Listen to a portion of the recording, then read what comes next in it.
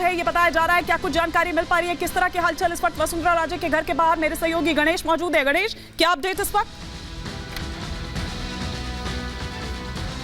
देखिए, इस समय वसुंधरा राजे के घर पर मौजूद है, जहां पर वो कल रात आई, अपने घर पर पहुंची हैं और उसके बाद यहां पर देखिए किस तरीके से अभी दोपहर में करीबन 2:15 बजे मेवाड़ जंक्शन से जब विधायक केसराम चौधरी पहुंचते हैं, उसके बाद आप कुछ यहाँ पर एक जो कार्यकर्ता जो यहाँ पर राजस्थान बीजेपी के वो यहाँ पर पहुंचे हुए हैं। और जिस तरीके से जो समय बताया गया था 5 से 5:30 बजे के आसपास था, वसुंधरा राजे को जेपी नड्डा जो बीजेपी के राष्ट्रीय अध्यक्ष है उनसे मुलाकात करने के लिए, लेकिन अभी फिलहाल वो अपने इसी घर पर जो सरोजनगर में स्थित उनका घर है वो अंदर मौजूद है। फिलहाल किसी भी तरीके की गाड़ियों के किसी भी तरीके से हलचल नहीं है कि अपने घर से वो निकलेंगे या क्या स्थिति है। लेकिन अब जिस तरीके से अगर देखा जाए, जिसमें दिन भर की अगर बात करूं तो उस टाइम किसी भी तरीके से हलचल नहीं देखने को मिल रही थी। दोपहर 2:15 बजे एक विधायक आते हैं, मेवाड़ जंक्शन से करीब 1.25 घंटे मुलाकात होती है। जब हम उनसे पूछते हैं कि मुख्यमंत्री को लेकर क्या होगा, किस तरीके से होगा, तो उनका यह कहना होता है कि आलाकमान जो तय करेगा हम लोग उस पर अडिग रहेंगे, हम उनकी बातें मानेंगे। मैं यहाँ पर कटसी मीट करने के लिए पहुंचा था।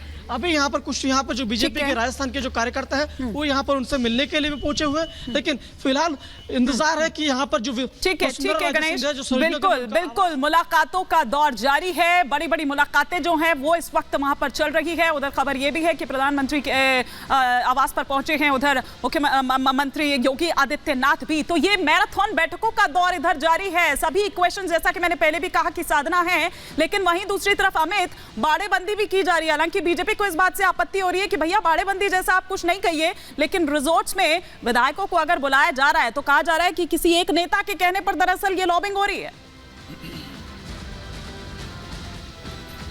देखिए हिमानी, मैं इस बीजेपी दफ्तर में हूं। यहीं पर हेमराज मीणा ने मुखातिब हुए मीडिया से उन्होंने कहा कि उनके बेटे को जबरन वहां बिठा कर रखा गया था। सीकर रोड पर एक रिजॉर्ट है जिसका नाम है मारो राजस्थान। लेकिन मैं आपको बताऊं, सीपी जोशी से हमारी बात हुई है, हमने अरुण सिंह जी से बात की जो कि प्रभारी हैं। उन्होंने साफ साफ इस तरह के आरोपों को मना कर दिया। उन्होंने कहा कि बातचीत होती है, मुलाकात होती है, इसका मतलब बाड़ेबंदी नहीं। उन्होंने कहा कि इस बारे में मुझे कोई औपचारिक जानकारी नहीं मिली है। और दुष्यंत सिंह का जब नाम पूछा गया तो उन्होंने कहा कि ऐसी कोई जानकारी औपचारिक रूप से बीजेपी दफ्तर नहीं पहुंची है, ना तो हम जानते हैं ना तो हमने इस बारे में सुना है। 24 में जो भी चेहरा तय होगा 24 के हिसाब से हिमानी होगा। 1+2 की बात चल रही है, यानी एक मुख्यमंत्री होगा, 2 डेप्यूटी सीएम होगा। और दुष्यंत को लेकर जो चर्चा अभी सियासी गलियारों में है, बीजेपी आलाकमान ने जो वरिष्ठ नेता राजस्थान में उन्होंने साफ साफ मना कर दिया है कि उन्हें इस बारे में कोई जानकारी नहीं है। हालांकि हेमराज मीणा जो कि ललित मीणा के पिता हैं, वो बार बार ये कह रहे हैं कि वहां पर लड़ाई की नौबत बन गई थी, वहां पर हाथापाई की नौबत आ गई थी। जब वो रिजॉर्ट पहुंचे उनके बेटे को जबरन वहां पर बिठाया गया था, लेकिन बीजेपी ने इसे पूरी तरह से नकार दिया है। जो प्रदेश नेतृत्व है उसने साफ साफ तो ये इंपॉर्टेंट जानकारी जो मेरे तीनों ही सहयोगी दे रहे हैं, आप नजर बनाए रखें। जैसे ही कुछ आपके पास आता है, चाहे सुजाता आप हो या फिर उधर